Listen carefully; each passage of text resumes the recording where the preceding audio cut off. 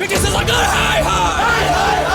British সরকার হাই হাই অসম সরকার হাই হাই রাকিবুল ইসলাম হত্যাকারী গ্রেপ্তার করিবাই লাগিব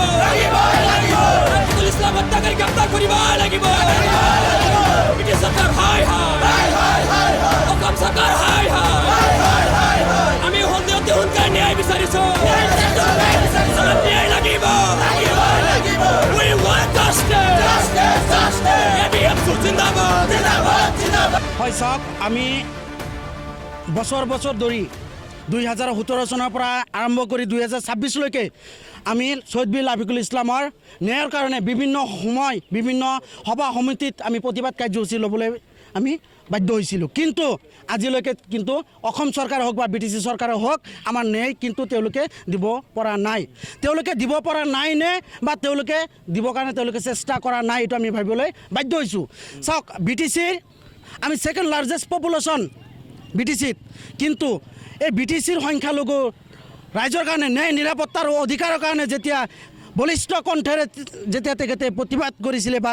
চৰকাৰক বাধ্য কৰাইছিলে কিছুমান ৰাজহুৱা স্বাৰ্থজনিত কামত তেতিয়া চৰকাৰৰ মূৰৰ কামৰণি হৈ উঠিছিল নেকি লাফিকুল ইছলাম ডাঙৰীয়াই তেখেতৰ ৰাজনৈতিকভাৱে তেখেতক হত্যা কৰা হৈছে বুলি আজি আমি ভাবিবলৈ বাধ্য হৈছোঁ কাৰণ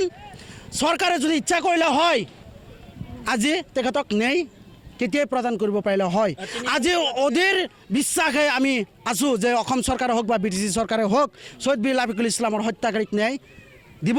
বা হত্যাকাৰীবিলাক কৰাক্ত কৰি শ্বহীদ পৰিয়ালে হওক বা BTCৰ বাসিন্দাসকলৰ যিটো আশা বা আকাংক্ষা যিটো বিশ্বাসত বহি আছে মনত এতিয়াও অন্তৰখন আমাৰ যেতিয়া লাফিকুল ইছলামৰ নামটো আমাৰ যেতিয়া আমি মনত যেতিয়া আহে বা মুখত যেতিয়া আমি উচ্চাৰণ কৰোঁ তেতিয়া কিন্তু আমাৰ অন্তৰখন আমাৰ কান্দি উঠে যে তেখেতে BTCৰ ৰাইজৰ কাৰণে BTCৰ সংখ্যালঘুৰ কাৰণে সৰ্বজাতি সৰ্বধৰ্মৰ কাৰণে তেখেতে কিন্তু প্ৰতিবাদ কৰিছিল মাত মাতি আহিছিল কিন্তু তেখেতে কি কৰিছিল হত্যা কৰাৰ পিছত আজি 9টা বছৰ হ'বলৈ গৈ আছে তেখেতে কিন্তু ন্যায় দিবৰ কাৰণে চৰকাৰে কোনো ধৰণে যোজা কৰা নাই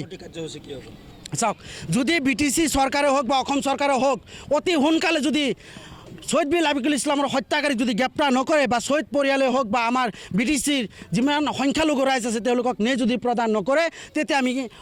অতি কম সময়ৰ ভিতৰত আমি কেন্দ্ৰীয় সমিতিৰ লগত আলাপ আলোচনা কৰি আমি ইয়াতকৈ ডাঙৰ গণতান্ত্ৰিক আন্দোলন কৰি তুলিবলৈ আমি বাধ্য হ'ম